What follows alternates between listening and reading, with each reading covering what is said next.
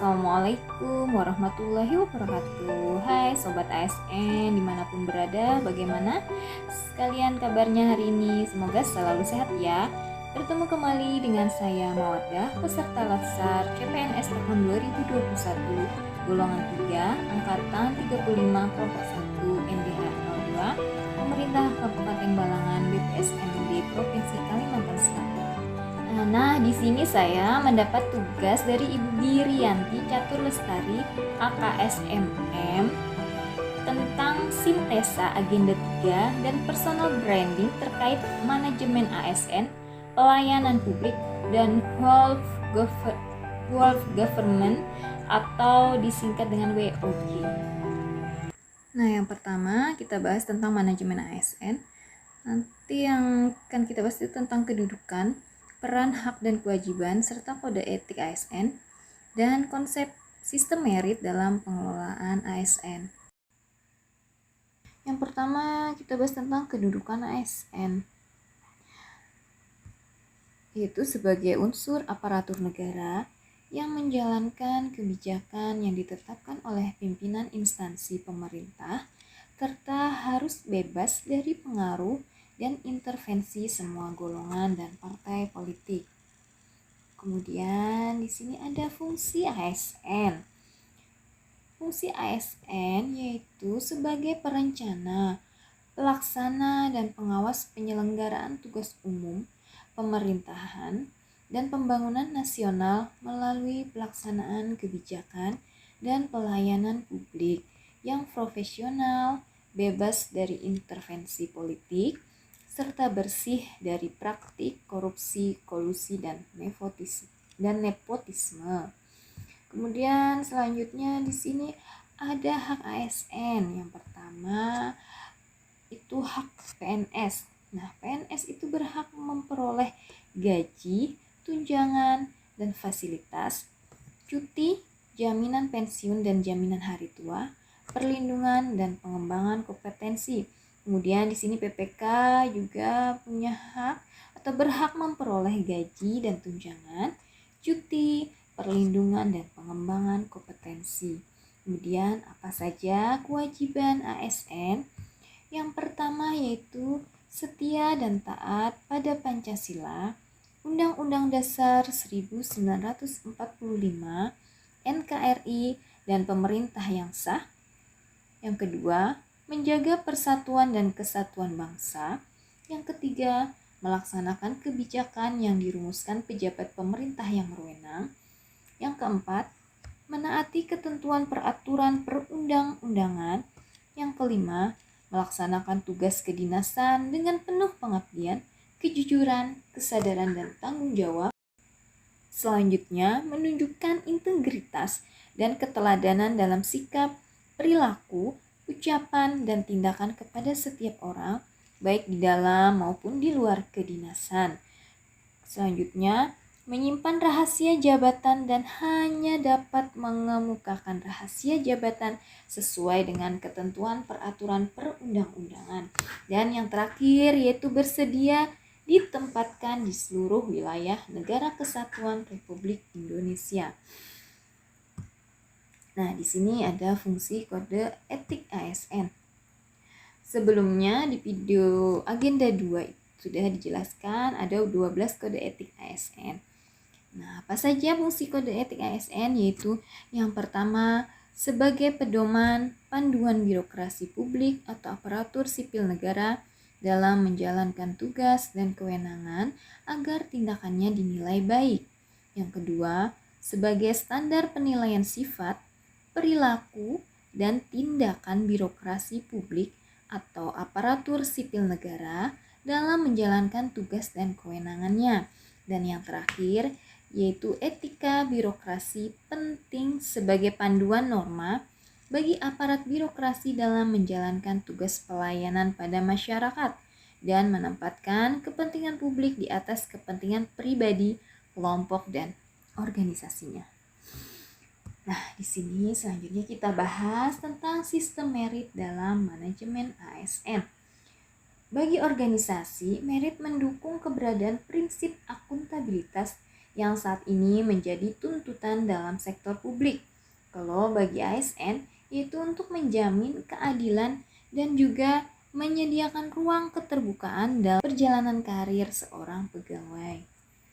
Dan selanjutnya, apa sih definisi sistem merit dalam manajemen ASN?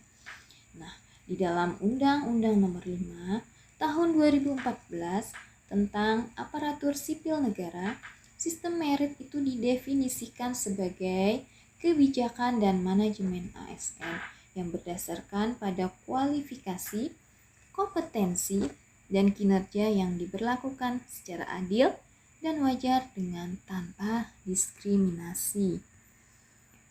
Dan pelaksanaan sistem merit dalam beberapa komponen pengelolaan ASN. Yang pertama yaitu penyusunan dan penetapan kebutuhan. Yang kedua, penilaian kinerja. Yang ketiga, pengembangan kompetensi, promosi, mutasi, dan penghargaan. Nah, selanjutnya yang kedua kita bahas tentang pelayanan publik. Pelayanan publik nanti yang akan kita bahas ada 3, yaitu unsur pelayanan publik, prinsip pelayanan publik, dan etiket pelayanan publik. Yang pertama, unsur pelayanan publik. Di dalam pelayanan publik ada 3 unsur. Yang pertama, penyelenggara pelayanan publik. Yang kedua, penerima layanan yaitu pelanggan. Dan yang ketiga, kepuasan pelayanan dari pelanggan. Nah, definisi dari pelayanan publik apa? Di sini yaitu kegiatan atau rangkaian kegiatan dalam rangka pemenuhan kebutuhan pelayanan sesuai dengan peraturan perundang-undangan bagi setiap warga negara dan penduduk atas barang, jasa, dan atau pelayanan administratif yang disediakan oleh penyelenggara pelayanan publik. Kemudian di sini ada prinsip pelayanan publik. Yang pertama, kesederhanaan. Kemudian kejelasan, kepastian waktu, dan akurasi. Selanjutnya ada tanggung jawab, kelengkapan sarana dan prasarana, kemudahan akses, kedisiplinan,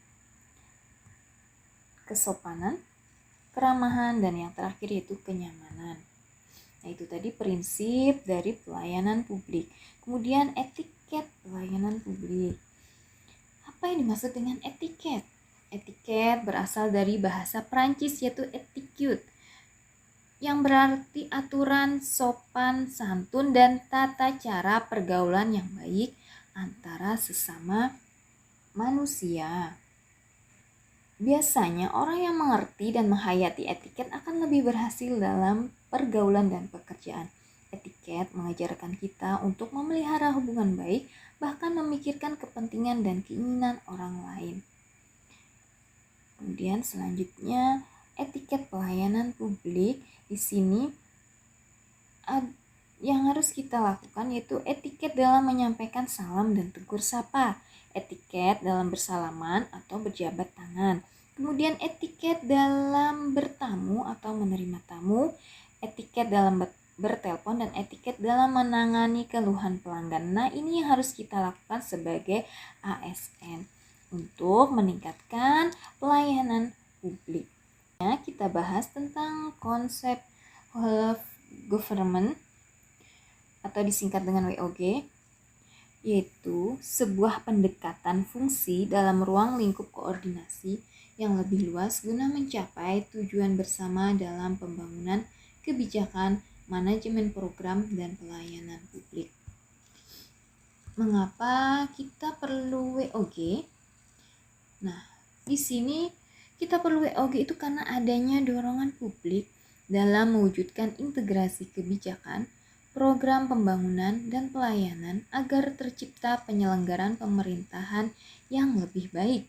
Kemudian adanya fenomena ketimpangan, kepastian sektoral sebagai akibat dari adanya nuansa kompetisi antar sektor dalam pembangunan. Ketiga, keberagaman latar belakang nilai, budaya, adat istiadat, serta bentuk latar belakang lainnya yang mendorong adanya potensi disintegrasi bangsa, sehingga kita memerlukan yang namanya whole of government atau disingkat dengan WOG. Kemudian selanjutnya, bagaimana cara melaksanakan WOG?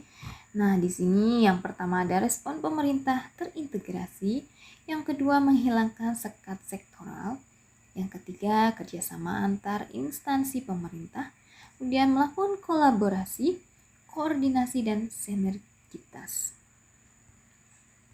Selanjutnya, bagaimana praktik atau implementasi WOG dalam pelayanan publik. Sini yang pertama, kita melakukan pelayanan yang bersifat administratif. Kemudian ada pelayanan jasa, pelayanan barang, dan pelayanan regulatif. Dan saya sebagai ASN masa kini harus bekerja militan, prima dan ramah, inovatif dan kreatif, nasionalis, berilmu, tanggung jawab, dan integritas. Yang bisa saya lakukan dengan militan yaitu patuh dengan kode etik dan memberikan pelayanan prima dan ramah, mampu berkolaboratif atau bekerja sama dengan berbagai pihak guna menggabungkan dan menuangkan ide-ide inovatif dan kreatif, berjiwa nasionalis, memperkaya diri dengan ilmu, menjalankan tugas dan fungsi dengan penuh tanggung jawab dan berintegritas. Nah, semoga kita semua sebagai ASN bisa menjadi ASN yang militan. Jangan lupa kita selalu menjaga protokol kesehatan di lingkungan kerja selama pandemi ini. Yang pertama, kita bisa gunakan masker. Kemudian jangan lupa selalu membawa hand sanitizer, selalu cuci tangan, membawa alat makan dan botol minum sendiri. Kemudian kita selalu menjaga jarak. Ini pertemuan kita. Sampai bertemu di video-video selanjutnya. Semoga ini bermanfaat. Wassalamualaikum warahmatullahi wabarakatuh.